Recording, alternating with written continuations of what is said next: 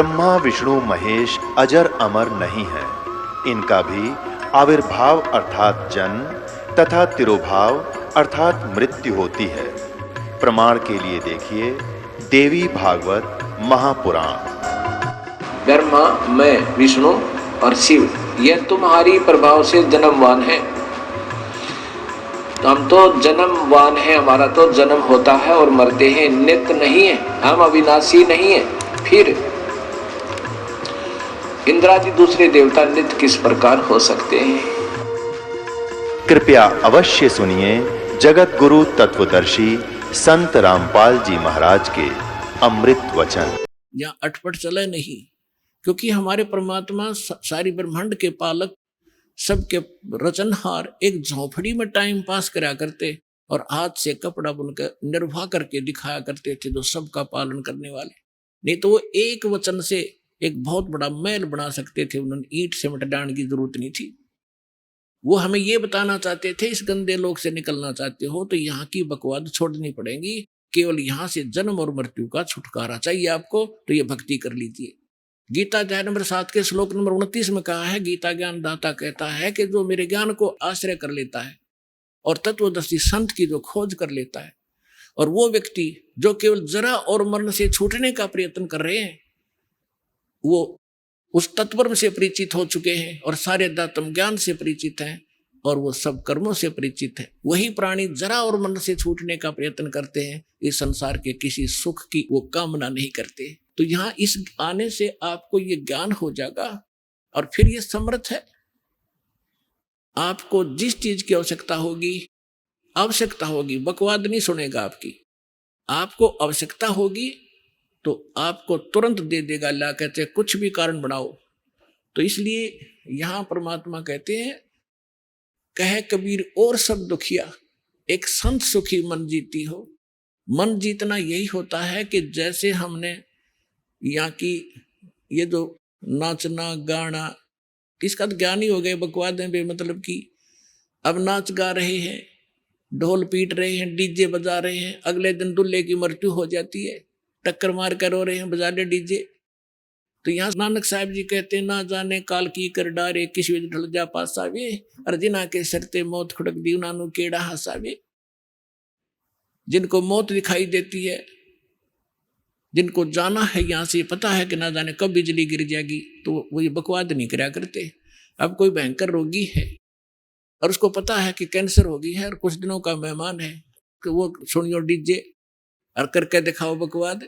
उसको तो उंगलियां पर दिन गिनने पड़ते हैं कब मौत होगी, कितने दिन का जीवन है। तो हम सबको कैंसर है। परमात्मा कहते हैं कि जग सारा रोगी आरे, जिन सतगुरु वैद न जाना, जग सारा रोगी आरे। जन्म मरण का रोग लगा या तृष्णा बिडरी खांसी, और आवागमन की डोर गले में पड़ी काल की फांसी। तो हमने ये काल की फांसी दिखाई देनी चाहिए, और यहाँ से निकलने की जब श्रद्धा बनाएंगे तो हमारा मन जीता जाएगा। इस ज्ञान से हम उल्टे हटेंगे और फिर परमात्मा साथ रहेगा। कहते हैं कल्पे कारण कौन है, कर सेवा निकाम, सेवा माने पूजा, और मन इच्छा फल दूंगा जब पड़े मेरे ते काम। तो इस प्रकार इस सत साधना करने से आपका भी मोक्ष, आपके बच्चों का भी मोक्ष। और कबीर साहब ने ये वो समय वो है जो वचन पहले कहा था कि भक्ति बीज होगा जो हंसा, और तारों तास के इकोत्र वंशा। अब हजारों वर्षों तक ये सत साधना चलेगी, पूरे विश्व में ये ज्ञान फैलेगा। या कोई सुखी नहीं है, चाहे कितना बड़ा अपने आप को प्रधानमंत्री मान रहा है, चाहे कितना वैभवशाली समझता है, उसने सपने में सुख नहीं है आज के युग में। तो इस ज्ञान से, इस भक्ति से आपकी आवश्यकता भी पूरी होगी और मन भाग जाएगा, आत्मा दृढ़ होगी, आपका मोक्ष होगा, सतलोक चले जाओगे, सदा सुखी हो जाओगे और रहना मर्यादा के अंदर। परमात्मा के तत्व ज्ञान से पता चला कि वो तो हम अपना प्रारब्ध यानी संस्कार ही प्राप्त कर रहे थे। जैसे दास देखता है, सुनता है, भक्त आते हैं कि मैं 40 वर्ष से राधा स्वामी पंथ से जुड़ा हुआ था, कोई कहता 20 वर्ष से मैं धन धन सतगुरु पंथ से था, कोई आसाराम जी से जुड़े थे, और आज बताते हैं कि हमारा सर्वनाश हो गया। पहले हमारी खूब मौज थी, गाड़ी भी थी, बिजनेस भी ठीक चला था, और आज रोड पर आ गए।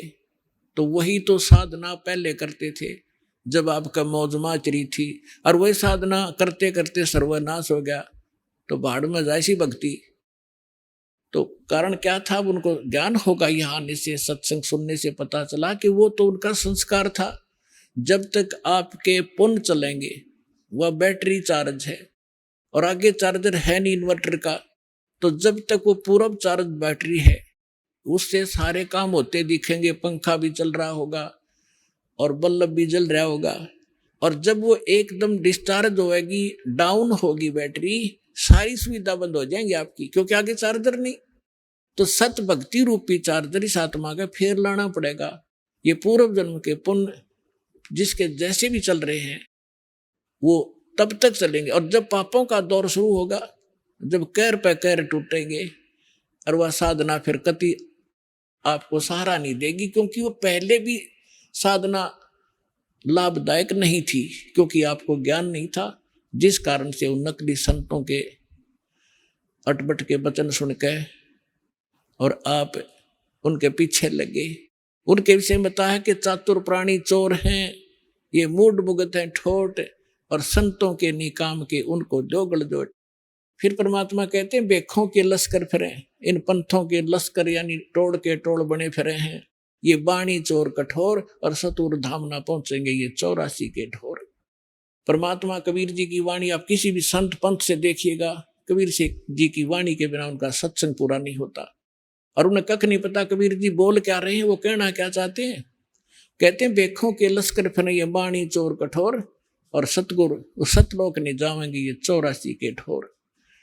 तो पुण्यात्माओं, आपका सौभाग्य, आपको ज्ञान मिला और समाधान मिला, आपका कल्याण और आपके बच्चों का कल्याण निश्चित होगा। ये लिख लेना बेशक कि डायरी के अंदर जो दास वचन बोल रहा है, आपका बेड़ा पार होगा। जो लगे रहे, नियमित रहे।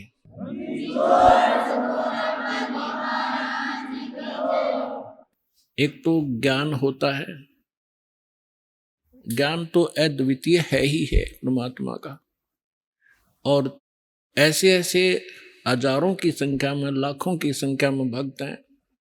यदि वो अपनी आत्म कथा बताने लगेंगे, पूरा पूरा दिन भी थोड़ा पड़ जाएगा।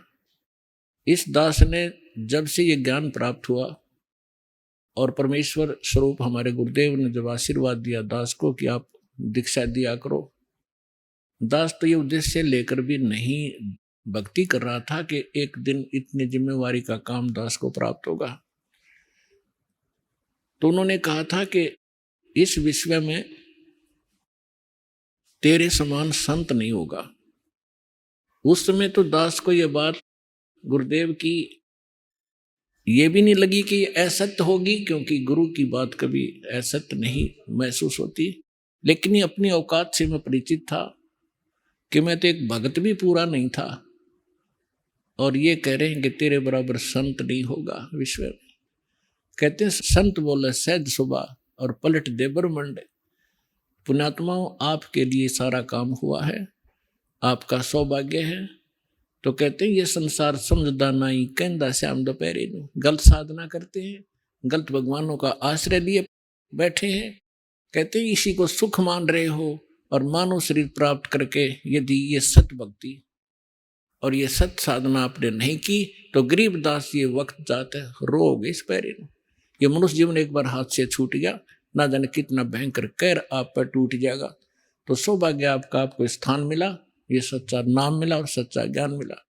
भक्ति करो, औरों को भी समझाओ जो आपके संपर्क में आता है, पर प्यार से, क्योंकि प्रथम बार आपने भी ऐसा ऊट पटांग लगा होगा। जैसे गोरखनाथ जी से कबीर साहब ने कहा था कि गोरखनाथ में सबका गुरु आ, सबका गुरु हूं मैं, सतगुरु हूं, जगत गुरु हूं। गोरखनाथ में सबका गुरु आ, तो गोरखनाथ जी ने कहा था कि तुम्हारा वचन मुझे लग गया कड़ुआ, कि तू कैसे अपने आप को सबका गुरु बताता है। जगत गुरु कह रहा है कि धानक और जुलाहा। तो कबीर साहब ने कहा था कड़ुआ लगे सो मीठा हुई, हमारी बात पति जैसोई। आज तुझे कड़वा लग रहा गोरखनाथ, अगर विश्वास करेगा तो ये मीठा हो जाएगा। तो पुण्यात्माओं, इसी प्रकार हमें भी पहले एक बार कड़वा लग गया था, लेकिन आज ये स्वादिष्ट हो गया क्योंकि ज्ञान ही यही है। तो इसलिए आप अपना भी कल्याण कराओ और पूरे विश्व के अंदर इसका तहलका मचाओ। सब भाई बहन सुखी होंगे। सब हम एक पिता की संतान हैं। सतलोक चलेंगे जहाँ हमारा स्थान मूल स्थान है। बोलो सतगुरुदेव की।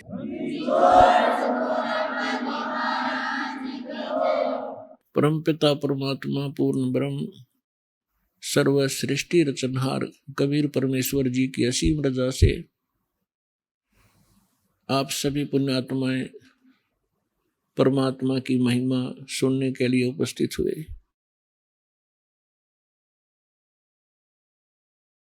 परमेश्वर अपनी जानकारी अपने विषय में यथार्थ ज्ञान और सारी सृष्टि की रचना की जानकारी स्वयं ही प्रदान करने के लिए इस काल के लोक में सशरीर आते हैं, सशरीर चले जाते हैं।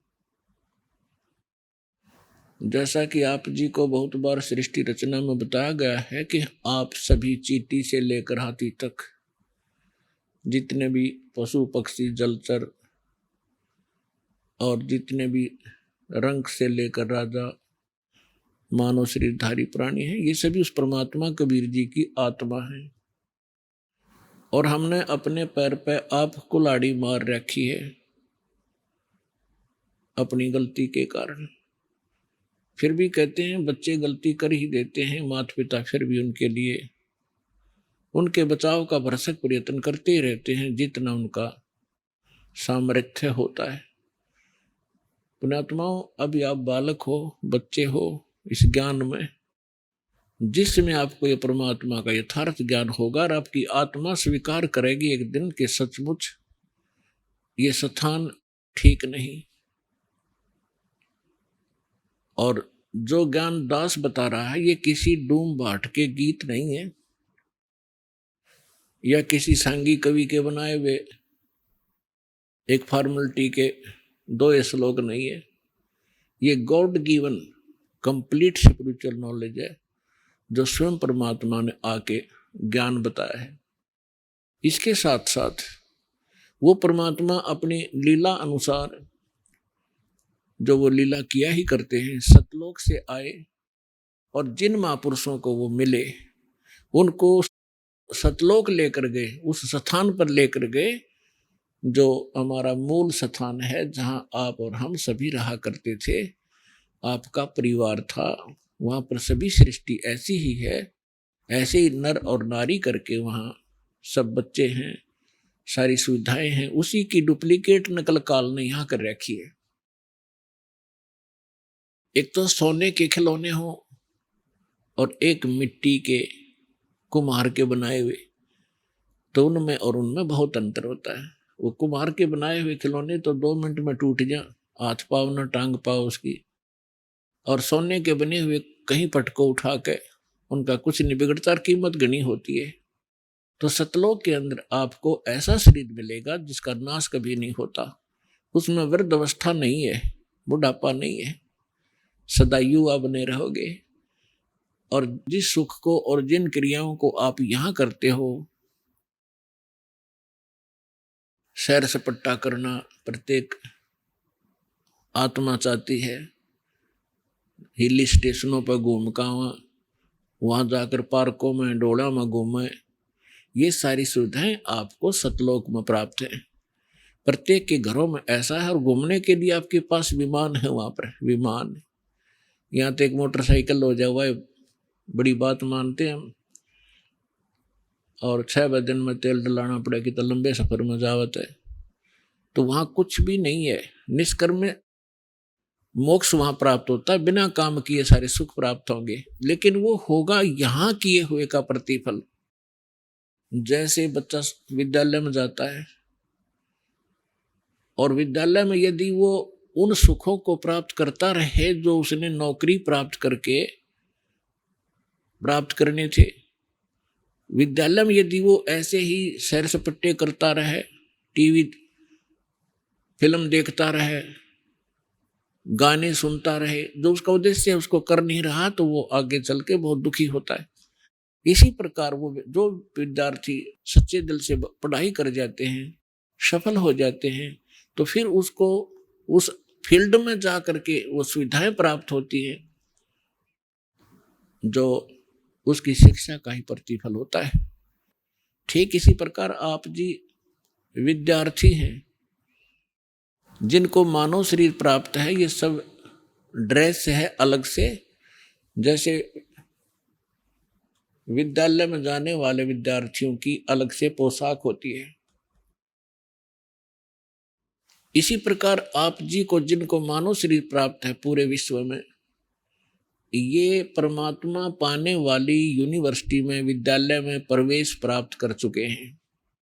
इनके इतने अच्छे नंबर थे कि इनको प्रवेश मिल गया और ये ड्रेस मिल गई, नहीं तो कुत्ते गधे सूअर की ड्रेस ये पहले आप पहने हुए थे। जिसको भी आज मानव शरीर प्राप्त है या कभी भी होता है तो उसका उद्देश्य भिन्न होता है,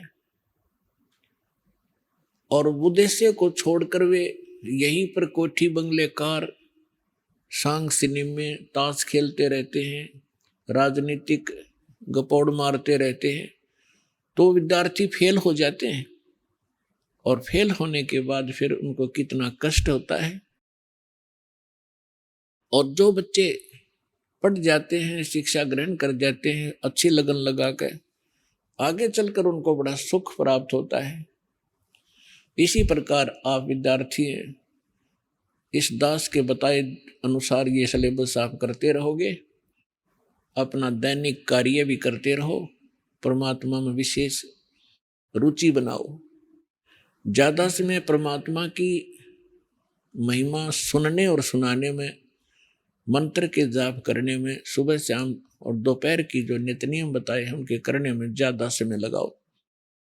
और जो कार्य आप कभी नहीं कर सकते थे और ना ही आप सोच सकते थे कि हमें ये सुविधा प्राप्त हो सकती है इस जीवन में, फिर ये परमात्मा आपको यहाँ के भी सुख देगा। लेकिन इन सुखों से आप परिचित कर दिए जाओगे कि इस सुख को प्राप्त करके परमात्मा में रुचि कम मत करना, नहीं तो आप फिर यहीं रह जाओगे, इसका बहुत भयंकर परिणाम आपको भोगना पड़ेगा। तो पुण्यात्माओं, आप बालक हो, आपको पता नहीं आप किस गंदे लोक में रह रहे हो। ये स्थान ठीक नहीं है।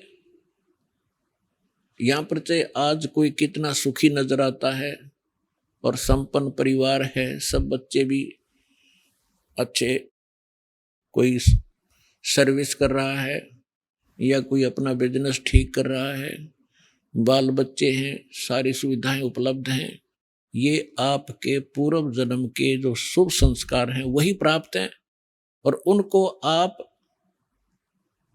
आराम से खर्च रहे हो। आपका बैंक बैलेंस है। जब तक आप किसी भी व्यक्ति का बैंक बैलेंस है, यानी पूर्व का संचित धन उसके पास उपलब्ध है, और उसको वो किसी प्रकार खर्चो खराब करो, कहीं प्रयोग करो, जब तक वो पूंजी रहेगी तो ऐसा लगेगा जैसे ये कुछ भी काम नहीं करता, फिर भी सारी मौज मार रहा है। लेकिन जिस दिन वह पूंजी समाप्त हो जाएगी, फिर भाई को टूक भी नहीं मिलेंगे खाने को, क्योंकि उसने आगे कोई कार्य कर नहीं रहा, पूर्व की पूंजी ही खर्च कर रहा है। तो जो सत साधना नहीं करते और जो साधना करते हैं, शास्त्र विधि त्याग कर मनमाना आचरण करते हैं, वो दोनों ही अपना जीवन नाश कर रहे हैं।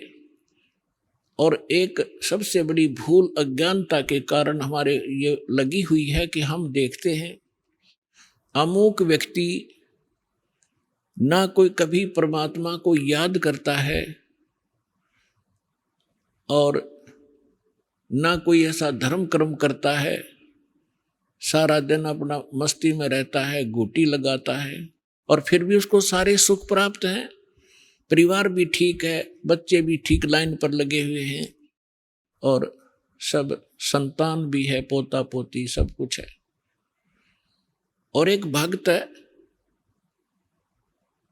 वो सब भक्ति भी कर रहा है, दान धर्म भी करता है, सत्संग में भी आता है, और उसको फिर भी कोई ना कोई ठूठा होती रहती है, कोई ना कोई कष्ट घेर ही लेता है। अब बगैर ज्ञान के, बिना ज्ञान के प्राणी यहां मार खा जाता है।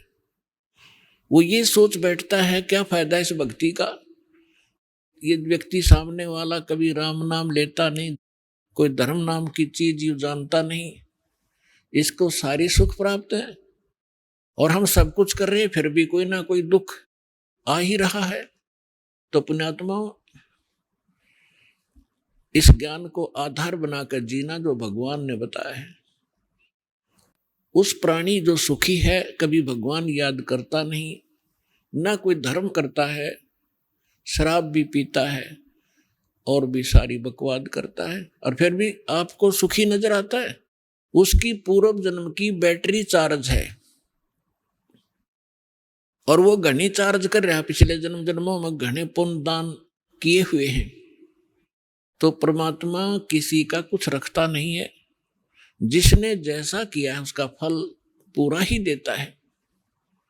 अब जैसे इन्वर्टर की बैटरी चार्ज कर रखी है, आगे चार्जर हटा दिया या चार्जर लगा रखा है तब बिना लाइट के प्लग में बगैर विद्युत के कनेक्शन नहीं जिसमें ला रखा हो, तो वो है जो शास्त्र विदिता आक्रमण माना आचरण करते हैं, वो अपना चार्जर उनमें ला रहे हैं जिनमें लाइट नहीं है, बिजली नहीं है, नकली पंथों और संतों के पास गलत साधनाएं करते हैं।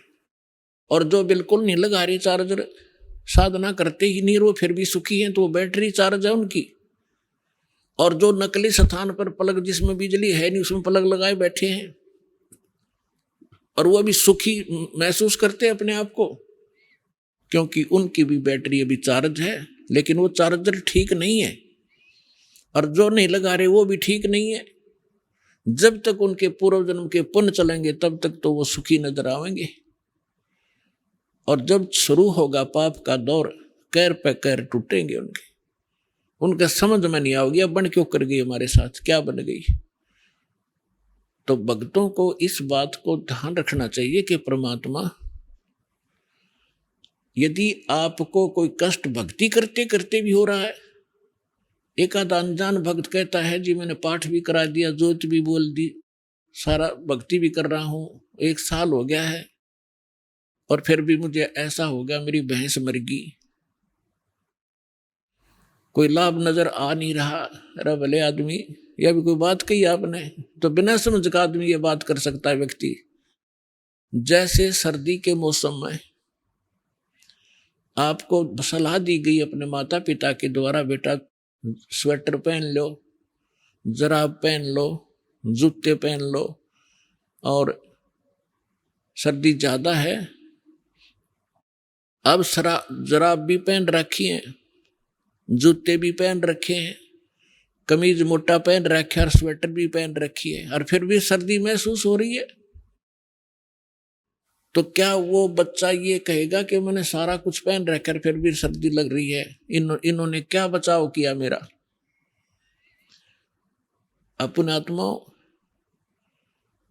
कई भक्त अनजान कहते हैं मुझे कोई लाभ नहीं हुआ, मैं तो भक्ति ही छोड़ दूंगा। तो ये बातें, इस ज्ञान को सच्चे ढंग से अच्छी तरह ना समझने के कारण ही ये मन में इस प्रकार की जो दुर्भावनाएं पैदा होती है। उसके लिए सत्संग ध्यान से सुनना चाहिए। अब जिस व्यक्ति ने सर्दी के सारे कपड़े पहन रखे हैं और फिर भी सर्दी महसूस हो रही है, तो वह सर्दी घनी है। और वो यूं कहे क्या फायदा इन कपड़े के पहनने का, जर्सी पहन रहा, स्वेटर पहन रहा। तो उसका समाधान ये है कि यदि ये ना पहन रखे होते तो नमूनिया होकर मर जाता है तो पहले। इन्होंने अपने सत्र का बचाव कर रखा है आपके, लेकिन सर्दी घनी है या लगती रहेगी, हानि नहीं कर सकेगी आपको अब।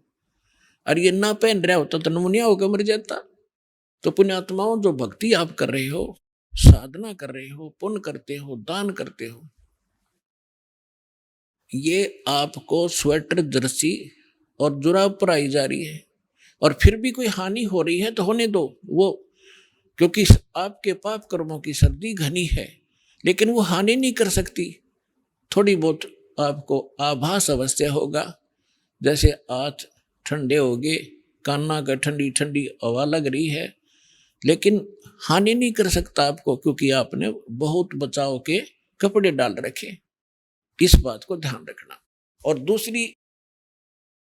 दूसरी बात यह है कि परमात्मा कहते हैं, कबीर परमेश्वर जी कहते हैं, हमारा दिल डांटने के लिए, दिल डांटने का मतलब इस मार्ग पर स्थिर रखने के लिए और यथार्थ ज्ञान बताते हैं। कबीर सुख के माथे पत्थर पड़ो, जो नाम हृदय से जावे, बलिहारी उस दुख के जो पल पल नाम रटावे। अब परमात्मा कहते हैं, इसे सुख के आग लगे भाड़ में जावे, जिस तो भगवान की भूल पड़े, आपका नाम याद ना आवे परमात्मा, ऐसा सुख मत देना। और बलिहारी व दुख के जो पल पल नाम रटावे। पुण्यात्माओं देखो, हमें अभी तक ज्ञान तो कह भी नहीं था अध्यात्म मार्ग का। वैसे अपनी परंपरागत साधनाएं पुण्यात्मा किया ही करते हैं, वो डट नहीं सकते, रुक नहीं सकते, उनकी आत्मा में इतनी तड़प होती है। अब परमात्मा हमें थोड़ा बहुत कष्ट अवश्य रखेगा। यदि आपको सर्व सुख यहाँ प्राप्त होगे तो आप वही हो जो सर्व सुख को सतलोक में ठोकर मार खाएंगे। और फिर कुछ दिन में यहाँ भी भूल पड़ जाएगी, सारे ठाठ हैं, कोई दिक्कत नहीं आई, और वो जो लगन लगाना चाहते हैं, सतलोक की कसक बनाना चाहते हैं, वह भूल पड़ जाएगी। तो आपको थोड़ी बहुत जो तकलीफ हो रही है, उसके दो कारण समझना। एक तो ये समझना कि हे परमात्मा, आपकी शरण में और आपकी भक्ति करते करते और ये दान धर्म करते करते भी मुझे कष्ट हो रहा है। आपकी शरण में ना होता तो ना जाने के बिजली गिर जाती मेरे घर के ऊपर, मेरे शरीर के ऊपर। और ये सत की सत मानना। कुछ भक्त क्या होते हैं जो 1-2 वर्ष साधना कर लेते हैं, 5-6 महीने नाम ले लिया, 5-4 महीने फिर छोड़ छाड़ गए। गलती तो उनकी अपनी होती है, क्योंकि मर्यादाहीन हो जाने से परमात्मा की पावर जाना बंद हो जाती है। जैसे आपने कनेक्शन ले लिया बिजली का और किसी भी कारण से आपका कनेक्शन कट गया, तो पावर आपके घर पे है ही नहीं, और फिर आप यो को कोई लाभ नहीं हो रहा। लाभ कैसे होगा जब कनेक्शन कट गया? कैसे मोटर चलेगी, कैसे चक्की आटा पीसेगी, और कैसे बल्ब जलेंगे आपके? तो उसके लिए है कि कनेक्शन पुनः सुचारू करवावे। यदि क्योंकि परमात्मा को मालूम था कि जब ये सच्चा मार्ग शुरू होगा, उस समय काल ने इतनी ऊट पटांग रीतियां बना दी होंगी, परंपराएं बनवा दी जाएंगी उसके द्वारा, और फिर भगत के लिए वो परंपराएं बाधक होती हैं। जो सांसारिक रीति होती है वो भगत के लिए बाधक होती है, उनसे उल्टा हटना पड़ता है। और हमारे समाज के अंदर वो इतनी घर कर चुकी होती है, तो भक्तों के लिए वो बाधक बन जाते हैं समाज के व्यक्ति। और किसी ना किसी कारण से, कोई मजबूरी से, कोई अनजानपने में आपकी मर्यादा भंग हो जाती है। उसके लिए सुविधा दी है कि आप हृदय से पुकारो, और फिर आगे ऐसी गलती ना हो, समाज से संघर्ष करो, लड़ना नहीं है। अब वो आपकी बात नहीं मानते हैं तो आप भी उनकी मत मानो भक्ति मार्ग में, और बाकी जो कोई सलाह अच्छी देता है संसारिक कार्यों की, उसको स्वीकार करो। किसी ना किसी कारण से मर्यादा भंग हो जाती है तो आपको हानि होना प्रारंभ हो जाएगी। और आम व्यक्ति ये सोचेगा इसने नाम भी ले रखा है, इसका फिर भी दुख हो गया। वो दुख उसके कारण भी हो सकता है कि नाम खंडित हो गया, परमात्मा का प्रोटेक्शन आपके सिर से हट गया, तो काल तो फिर लठ लिए खड़ा है, कभी ठोक देगा। तो हमने सबसे बड़ा इस मार्ग पर सफल होने के लिए परमात्मा की मर्यादा का पालन करना है। कबीर साहब कहते हैं, जब लग हंसा हमरी आना, काल लगे ना तुमरा बाना। परमात्मा ने कहा कि जब तक ये मेरा हंस, मेरी आत्मा मेरी मर्यादा में रहेगा, काल तेरा अटैक नहीं हो सकता।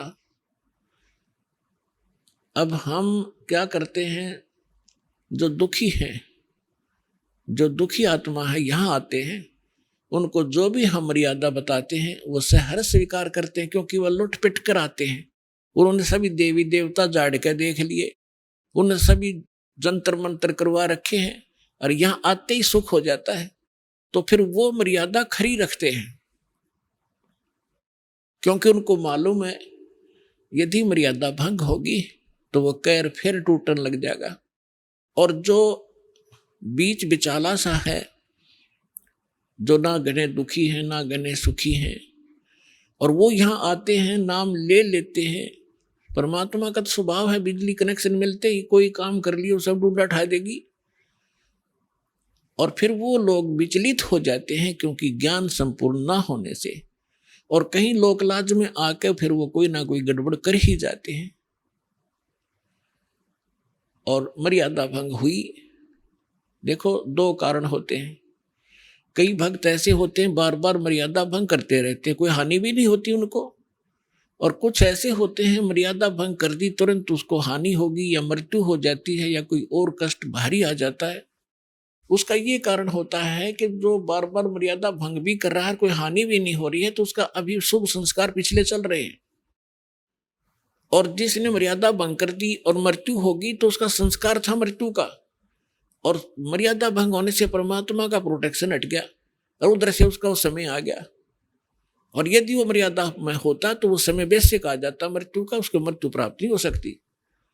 तो पुण्यात्माओं, ये थोड़ी सी सावधानी ये भी बरतो, घनी सावधानी बरतो कि हमारा नाम खंड ना हो। लोक लाज ना कीजियो निर्भय हो रहिए, ये मन साधो दीजिए तय गोविंद पाइए। परमात्मा कहते हैं लोक लाज ना करना अगर इस मार्ग में सफल होना है तो।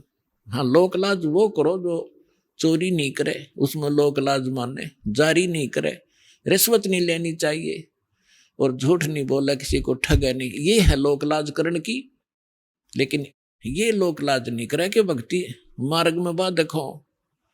तो कबीर साहब कहते हैं, कुल करनी के कारण ये हंसा गया बिगो, और तब ये कुल के कर लेगा जब तू चार पाया का हो। आज तो अपने कुल के लोगों की शर्म मान के, मर्यादा भंग करके उनकी क्रियाओं को कर लेते हो, और फिर तुम चार पांव के पशु गधे कुत्ते सूअर बनकर गली में घूमोगे, तब वो तुम्हारा कुल तुम्हें क्या बचाव कर सकेगा। तो यहां कहते हैं लोक लाज ना कीजिए निर्भय हो रही है, और यो मन साधो दीजिए ते गोविंद पाइए। इस प्रकार हमने किसी भी कारण से आपकी कोई ऐसी घटना घट भी जाती है आपके घर पे, तो उसके दो कारण हो सकते हैं। एक तो ये है कि आपकी भैंस मर गई और मरना था लड़का, भैंस तो और 20 दे देगा भगवान, तो आपको वो बचाव किया आपका। फिर दूसरा ये होता है कि जैसे कई भक्त होते हैं दुखी होकर आते हैं, कुछ एक को तो आप देख रहे हो, जैसा बहुत अनुभव सुनते हैं भक्तों की अपनी आत्मकथा, कई तो ऐसे होते हैं आते ही नाम लेते हैं और तुरंत ठीक हो जाते हैं अधिकतर। और कुछ एक ऐसे होते हैं नाम ले भी लेते हैं, 2 4 10 बार चक्कर भी लगा लिए, राहत नहीं, जो वो सोचकर आते हैं कि हमें ये होना चाहिए और वो नहीं हो रहा, तो वो ये सोच बैठते हैं कि मुझे तो कोई लाभ नहीं हो रहा। तो उसके कारण आपको बता दिया, बहुत से ऐसे हैं कि जैसे या तो मर्यादा भंग आपकी।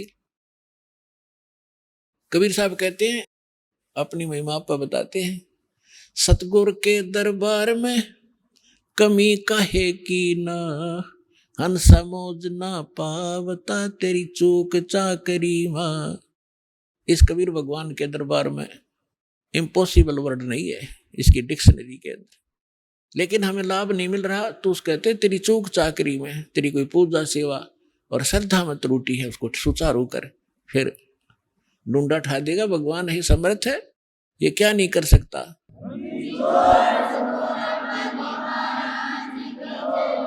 एक झोपड़ी में रहने वाला एक जुलाहा, जो संसार उसको जुलाहा जाने थे, अब तक 10 पार खू हो गया, हमें पता लग गया तो लाल थे, भगवान थे। और जिसके द्वार पर 18 लाख व्यक्ति आगे, जिसके सुबह का आटा घर में ना हो और उसके घर पर 18 लाख मेहमान आ जाए, चिट्ठी बाई इनविटेशन, और सबको फिर 3 दिन तक वो मोहन भोजन खिला रहे हैं, सब हलवा पूरी खीर खांड, और सूखा सीधा को ले जाता, ले जाओ खा लियो अपने घर पर जाके, और एक असर भी एक दोहर दे रहे हैं। तो पुण्यात्माओं, वही समर्थ आज आपके साथ है, तो वो क्या नहीं कर सकता आपके लिए। तो परमात्मा कहते हैं सतगुरु के दरबार में, यानी परमात्मा के दरबार में। अब सतगुरु जो होता है वो परमात्मा ही होता है, या फिर परमात्मा अपना विशेष कृपा पात्र ही भेजा करते हैं। तो वो कृपा पात्र जो परमात्मा का दास होता है, परमात्मा की सभी पावरों से युक्त होता है, उसको परमात्मा अपनी शक्ति देकर भेजता है। जैसे प्रधानमंत्री का कोई प्रतिनिधि इशार में आ जाता है, तो उसको वो अपनी बहुत सी पावर देकर भेज देता है, और हरियाणा स्टेट के लिए वो पर्याप्त होता है, जो उसकी रिक्वायरमेंट होती है वो पूरी कर देता है 1 मिनट में। तो इसी प्रकार जैसे प्रसंग चल रहा है कि कुछ भक्त आप देखते हो आशीर्वाद लेते ही और सब दुख दूर हो जाते हैं, शारीरिक कष्ट, प्रथम तो शारीरिक कष्ट ही दुख मानते हैं, और फिर घर में सुविधाएं प्रारंभ हो जाती है। अब दूसरे को ऐसा नहीं हो रहा है, तो ये सोचना चाहिए कि जैसे डॉक्टर के पास सैकड़ों मरीज जाते हैं रोगी, और एक रोगी को तो 4 टैबलेट देता है और अगले दिन बताता है जी मैं स्वस्थ हो गया, और एक का इंजेक्शन भी लाता है, ग्लूकोज भी चढ़ा देता है, एडमिट भी करना पड़ जाता है, और फिर 1-2 महीने तक उसको टैबलेट दी जाती है। तो स्वस्थ करके छोड़ेगा डॉक्टर, क्योंकि उसको पता है ये रोग भयंकर है, ये 4 गोलियों से ठीक होने का नहीं है। तो पुण्यात्माओं, आप जी ने ये ध्यान रखना चाहिए। एक तो इसमें ज्ञान परमात्मा ने इसलिए आधार बनाया है, क्योंकि जब परमेश्वर कबीर जी 600 वर्ष पहले आए थे, सन 1398 से सन 1518 तक जब परमात्मा यहां आए थे, तो उन्होंने अपनी वो सारी लीला करके दिखाई थी जो भगवान किया करते हैं। तो जो प्रसंग चल रहा है हम उसी पर आते हैं। जैसे कोई एक्सीडेंट हो गया किसी व्यक्ति का, और वो हॉस्पिटल में जाता है, और उसके शरीर से ब्लड निकल रहा है, बह रहा है, उधर से उसकी टांग फ्रैक्चर हो गई है दूसरी, और उसमें पीड़ा घनी हो रही है। अब वो डॉक्टर के वो चिल्लाता हुआ तो जा ही रहा है, डॉक्टर ने देखना है कि पहले इसकी टांग का दर्द ठीक करना है या ब्लड रोकना है। वो ब्लड को रोकेगा, कि ब्लड बह गया तो फिर यह टांग भी चली जाएगी। अब पहले वो ब्लड जो बह रहा है उसको रोकने की चेष्टा करेगा, टांग में बेसिक दर्द बना रहे। वो टांग जीवन नाशक नहीं हो सकता, टांग का दर्द, इसलिए डॉक्टर पहले उसको रोकेगा जो जीवन नाशक है इसका, फिर धीरे धीरे उसका टांग का भी ट्रीटमेंट शुरू होगा। इसी प्रकार आप जो उद्देश्य लेकर आते हो और वो पूरा ना होता है, तो परमात्मा ने हमारे को ये ज्ञान दिया। जब परमात्मा 600 वर्ष पहले आए थे, 120 वर्ष रह के गए थे, सन 1398 से सन 1518 तक 120 वर्ष। तो उस समय 64 लाख शिष्य हुए थे परमेश्वर के, एक धानक के, जुलाहे के, झोपड़ी में बैठे निर्धन व्यक्ति के। अगर उसको झोपड़ी में जाकर आदमी देखा तो नहीं सोचा ये संत कहाँ से थे, गरीब मजदूर व्यक्ति है। अब जैसे आज टीवी चैनल बनवाए परमात्मा ने दिया है ये नॉलेज, आपके जो बुद्धिमान व्यक्ति हैं, भगत हैं, उनका तो यह बात समझ में पक्की आ जाएगी कि ये जो भी आज इंटरनेट सिस्टम, यूट्यूब आदि बनाया है और ये इलेक्ट्रॉनिक सिस्टम बनाया है, ये परमात्मा ने दी है बुद्धि। अब जैसे ये अध्यात्म मार्ग का ज्ञान आज तक किसी ऋषि महर्षि से, बड़े बड़े विद्वान जो दीक्षा करते, किसी के पास नहीं था। और यू ज्ञान इस दास को दे दिया और ऐसा सुलझा कर धर दिया, आम व्यक्ति समझ सकता है। आपके लिए कितनी सुविधा होगी ना। आप ये गीता पढ़ते पढ़ते कितने दिन हो गए थे, अरे इस गीता को फर्स्ट क्लास की बुक बना दिया परमात्मा के ज्ञान ने। पहली कक्षा की किताब सी दिखा हमने, ना पाठ दिखाई दे था। तो इस दास ने अपनी अकल और अपनी बुद्धि का खूब पता है, जिसी मेरे में बुद्धि थी। मुश्किल से पास होया करते, पढ़ा करते जब, और 6 पढ़ा करते जब कि एक लेसन याद होया करता। आज उस परमात्मा ने अकल दी, बुद्धि दी, और ये सब सदग्रंथ खोल कर धरवा दिए। तो गॉड गिवन माइंड है ये, ना कि जीव का।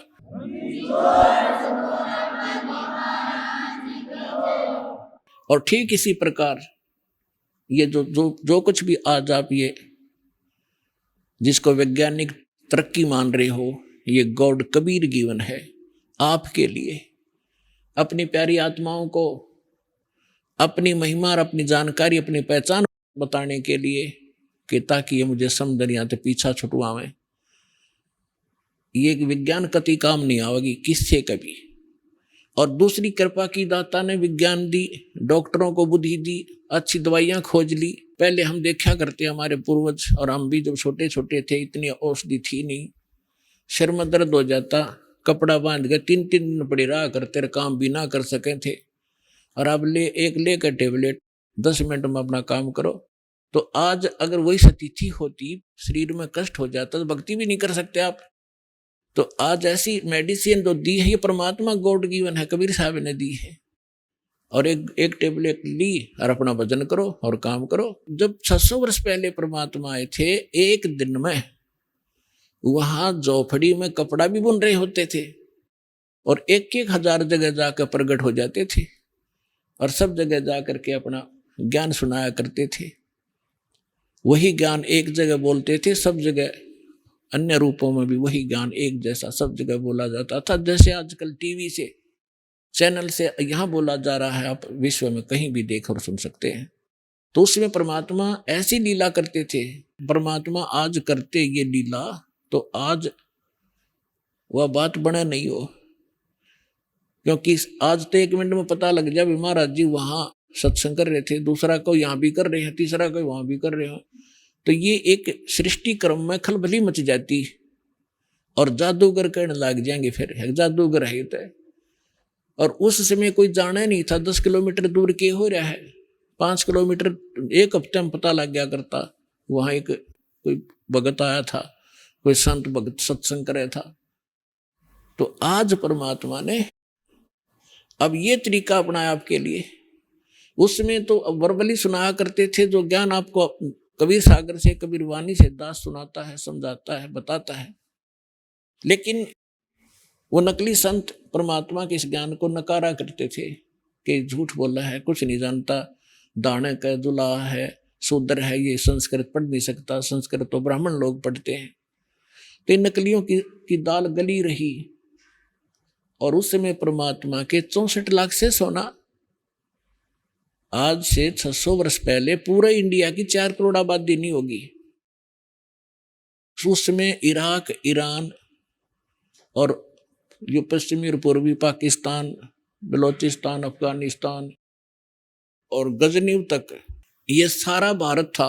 और सारे भारत में 4 करोड़ आबादी नहीं होगी उस समय। आइए अब हम उन श्रद्धालुओं के अनुभव जानते हैं जो जगत गुरु तत्वदर्शी संत रामपाल जी महाराज जी से दीक्षा प्राप्त कर चुके हैं तथा उनके द्वारा बताए गए भक्ति मार्ग पर चल रहे हैं। नमस्कार सर। नमस्कार जी। सर क्या नाम है आपका? मेरा डॉक्टर शशिकांत यदु है और मैं ग्राम फरहदा, पोस्ट कोसरंगी, थाना खरोरा, तिल्दा ब्लॉक और जिला रायपुर, छत्तीसगढ़ का रहने वाला हूँ जी। डॉक्टर शशिकांत जी, संत रामपाल जी महाराज से नाम दीक्षा आपने कब ली? मैं सन 2013 में लिया है सर जी। संत रामपाल जी महाराज से नाम दीक्षा लेने से पहले आप क्या भक्ति साधनाएं करते थे? सदगुरु रामपाल महाराज जी से दीक्षा लेने से पहले मैं दुर्गा जी का, गणेश जी का, ब्रह्मा जी का और विष्णु जी का और शंकर जी का, मतलब ऐसा भक्ति करता था। मैं बहुत ज़्यादा हठ भक्ति करता था भगत जी। मैं जैसे सावन महीना आता था तो मैं शंकर भगवान का 1.25 लाख बेलपत्ता चढ़ाने का मेरा अनुष्ठान रहता था। मैं 10 व्यक्ति को लगाता था, हर पत्ते में, बेलपत्ते में राम नाम लिखवाता था और पूरा 12 घंटा 24 घंटा लगता था, तभी मैं बैठे बैठे उसको चढ़ाते रहता था। और पूरा 1 महीना तक बेलपत्ते का रस निकाल के, बेलपत्ते का उसका जूस को पी के 1 महीने तक रहता था। उसके बाद नवरात्रि आता था और नवरात्रि में भी मैं वो दुर्गा जी का अनुष्ठान करता था, जिसमें पूरा 1 लौंग को खा के पूरा 9 दिन तक का रहता था। उसके बाद मेरे को भगवान पाना है और उनका दर्शन करना है, ये रहता था। मैंने 5 साल तक आलू, फल्ली, गुड़ को खा के रहा। 1 साल तक दूबी का रस को पी के रहा, पर मुझे ना तो भगवान का दर्शन हुआ, न ही कुछ। ऊपर से मेरे को नुकसान हो गया और ऊपर से मैं नशा भी करता था। नशा ये करता था कि 20 ठो पान खाता था, जिसमें तंबाकू, हनुमान छाप तंबाकू रहता था, गुटखा कम से कम 40-50 ठो खाता था और गुटखा खाता ही नहीं था। गुटखा को खा के मैं बिस्तर में सो जाता था और गुटखा नीचे मेरा बेड फिंग जाता था। इतना मैं नशे से लिप्त था, बहुत धूर्त था भगत जी। और सर जी, मैं क्या बताऊं, बहुत हठ भक्ति में करता था, फिर भी मुझे शांति कुछ भी नहीं मिला। ऊपर से मेरे पेट में गैस हो गया, पेट में दर्द हो गया और इतना पीड़ित हुआ कि मुझे डॉक्टर के पास ले जाते थे, तब मैं ठीक होता था। सर, आपके बताए अनुसार आप बहुत कठिन साधक रहे हैं, तो फिर संत रामपाल जी महाराज की शरण में आना कैसे हुआ? एक हमारे मित्र जी हैं, उनका भाई सतलोक आश्रम बरवाला गए हुए थे हरियाणा, वहाँ से नाम दीक्षा लेकर के आए और हम लोगों को बताया कि आप लोग भी जाओ। वहाँ पर तत्वदर्शी संत रामपाल जी आए हैं और वो शास्त्र को खोल खोल के प्रमाणित ज्ञान ऐसा बताते हैं और उनको एक बार जाके देखो और समझो और समझ के उस ज्ञान को आओ, उसके बाद फिर आप निर्णय ले सकते हैं। तो हम लोग प्लानिंग किए। प्लानिंग करने के बाद सतलोक आश्रम बरवाला गए और वहां जा करके नाम दीक्षा लिए। सर, संत रामपाल जी महाराज से नाम दीक्षा लेने के बाद आपको क्या लाभ हुए? लाभ इतना हुआ है कि मैं बताते बताते थक जाऊं। पहला तो मैं इतना नशे में लत था, जो मेरे बच्चे लोग कहते थे कि पापा जी, हम लोग अच्छे आदमी से परिचय है, आप गुटखा, ये पान तंबाकू खाते हो और आपका कपड़ा वपड़ा में सब लग जाते हैं, ये सब छोड़ दो। मैं छूटता ही नहीं था। अरे मैं छोड़ने का प्रयास करता हूँ यार, छूटता नहीं है। मैं तो दुर्गा जी में, गणेश जी में, शंकर जी में, बजरंग बली में, सब में गुटखा चढ़ाता था। सुबह चढ़ाता था और सुबह कसम खाता था कि अब शाम को मैं इसको अब हाथ नहीं लगाऊंगा। सुबह कसम खाता था, शाम को फिर चालू हो जाता था। शाम को कसम खाता था, सुबह चालू हो जाता था। मैंने बिल्कुल ठान ही लिया था कि ये जो नशा है मेरा कभी छूटेगा नहीं और ये मेरे मरने के साथ साथ मेरे शमशान घाट तक ये जाएगा। बच्चे लोग कैसा बोल दिया था, पर संत रामपाल जी महाराज जी की ऐसी दया है, ऐसी कृपा है, मैं क्या बताऊं कि दुनिया में, पूरे दुनिया क्या कहूं, पूरे विश्व, पूरे ब्रह्मांड में उसके जैसे कोई संत नहीं है। अगर किसी के पास मैं इसमें मेरा एक प्रैक्टिकल है, मैं पूरा हताश हो गया था कि मैं मर जाऊंगा पर ये छूटेगा नहीं। पर सदगुरु रामपाल महाराज जी ऐसा मंत्र देते हैं, जिस मंत्र से, जैसे हम लोग देवी देवता का पूजा करते थे, वही देवी देवता का पूजा गणेश जी का, ब्रह्मा जी का, विष्णु जी का, शंकर जी का, सदगुरु रामपाल जी महाराज वही मंत्र को देते हैं, पर वो शास्त्र अनुकूल भक्ति को देते हैं। और उसी मंत्र का जाप करने से जैसे ही हमने नाम लिया, गुटखा छू मंतर हो गया। आज मैं सन 2013 से लेकर आज मेरे को 8 साल हो गए हैं। बिल्कुल एकदम नशा तो मैं नशा तो छूना, उसको किसी को देना भी पाप समझता हूं। और हम लोग अब आज बिल्कुल साफ सुथरे हैं और अच्छे हैं। दूसरा ये लाभ हुआ, मेरे पत्नी को भूत प्रेत का बाधा रहता था, वो भूत प्रेत का बाधा दूर हो गया। तीसरा लाभ ये हुआ कि मेरे बच्चे का एक्सीडेंट कार से हुआ था। लड़का ऐसा मोटरसाइकिल में था, बाइक में, वो बाइक इधर फेंका गया, लड़का जो है फुटबॉल की तरह उछल गया और ट्रैफिक में लोग देखते रहे, अरे ये तो गया, ये खत्म हो गया, नहीं बचेगा कर। कुछ देर में लड़का अपने आप उठ गया। ये इतना बड़ा चमत्कार सदगुरु रामपाल महाराज जी के से दीक्षा लेने से। चौथा लाभ ये है, स्वयं का बीमारी था वो दूर हो गया। पांचवा लाभ, गुरुकुल आश्रम में मेरा लड़का पढ़ता था, शाम को ट्यूशन के लिए निकला, टैक्सी वाला आया, उसके मुंह में ऐसा पट्टी बांधा, अंदर उसको खींच के बैठाना, उसका किडनैपिंग हो गया। मुझे पता चला कि आपका लड़के का तो किडनैपिंग हो गया है। हम लोग रात भर खोजे, पता नहीं चला। मुझे सुबह फोन करके बताया। हम लोग आए, सुबह दिन भर हम लोग खोजे, फिर शाम को हम लोग बोलते हैं नहीं, मैं तत्वदर्शी संत रामपाल जी महाराज जी से दीक्षा लिया हूं, मेरे बच्चे कुछ नहीं सकता, वो मिलेगा, अवश्य मिलेगा। तो संत रामपाल जी महाराज जी से अरदास लगाएं कि मेरे बच्चे का किडनैपिंग हो गया है और वो मिल नहीं रहा है, हम लोग खोज रहे हैं। संत रामपाल जी महाराज बोले थे, अरदास लगाए थे तो कि 11:30 बजे आप लोग फोन करना करके। तो परमात्मा का चमत्कार देखिए संत रामपाल जी महाराज का। 11 बजे नेट, मेरे पास मोबाइल को जेब में रखा था, अब मोबाइल आया कि हेलो आप कौन बोले? मैं बोला मैं डॉक्टर शशिकांत यादव बोल रहा हूं। तो आपका बच्चे का किडनैपिंग हुआ है? हाँ किडनैपिंग हुआ है। तो वो कहाँ है? वो बॉम्बे में है, आप बात करना चाहते हो? मोबाइल से बात करवाया, मेरा आंसू निकल गया। मैं कहा संत रामपाल महाराज जी की जय हो, परमात्मा ये तो आपकी चमत्कार है।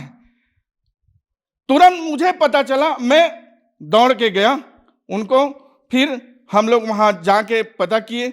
इतना लाभ हुआ है कि मैं इस मुख से, मैं तो पहले तो मैं यही कहूंगा कि मैं इतना नीच अधम प्राणी जो आज मैं हूं परमात्मा की शरण में, आज कहीं नहीं होता ना, मेरा पूरा ये गुटखा पान के मारे ना पूरा ये दांत में पुला गया है।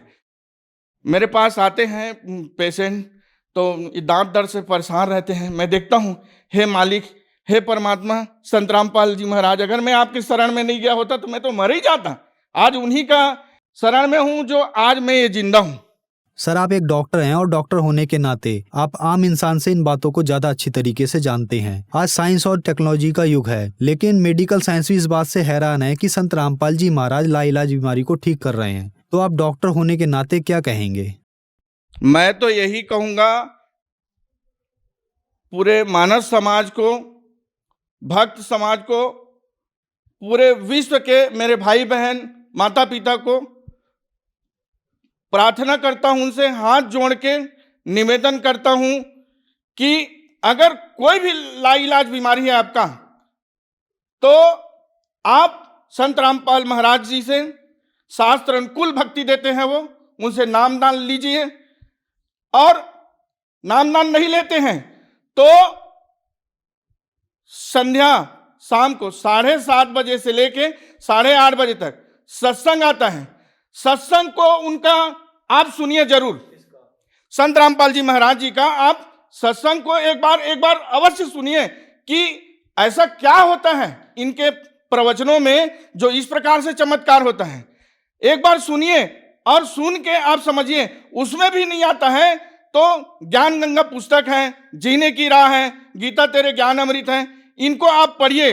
और पढ़ने के बाद परमात्मा का ऐसा दया होता है कि देखिए, ये इतना नशेड़ी आदमी, नशा करने वाला आदमी आज बिल्कुल गुटखा पान से बिल्कुल दूर है।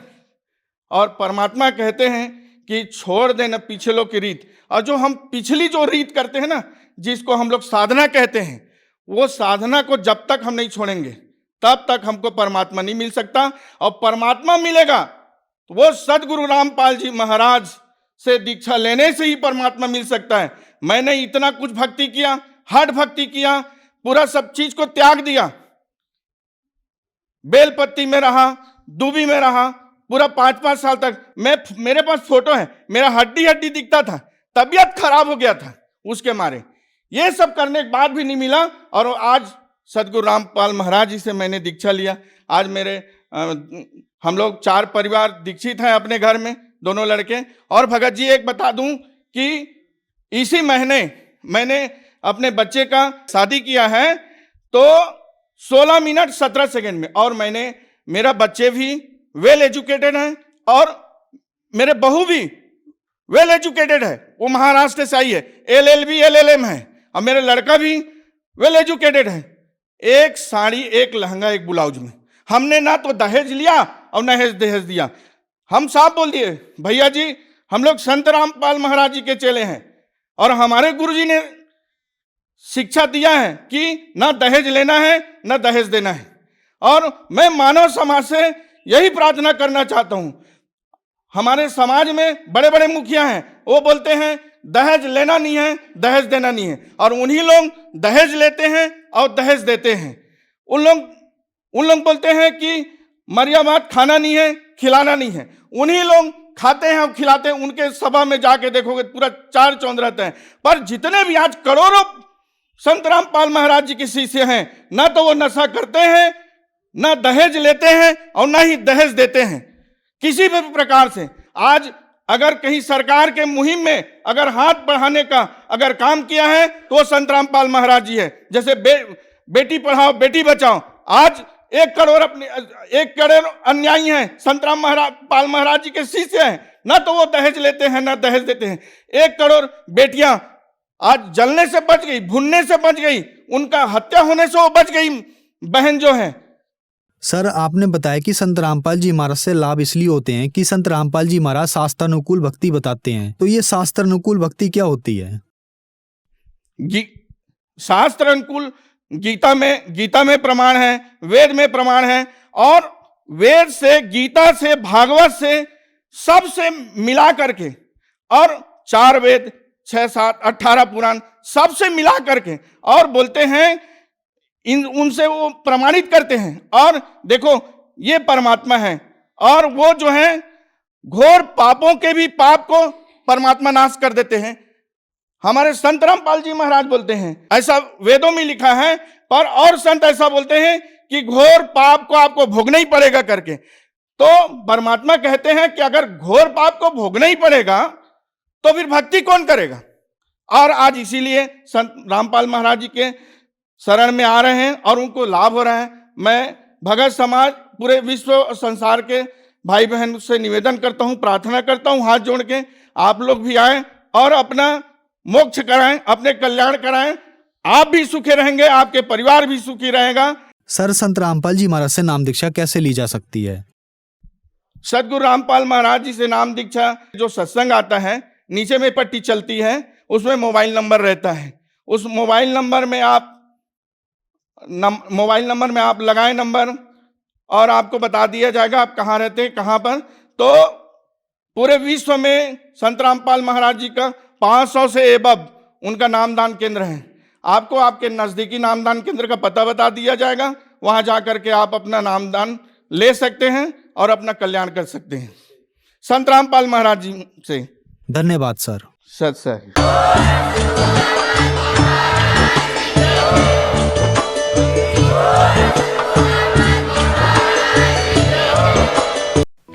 आप सुन रहे थे जगत गुरु तत्वदर्शी संत रामपाल जी महाराज के मंगल प्रवचन। अधिक जानकारी के लिए संपर्क करें।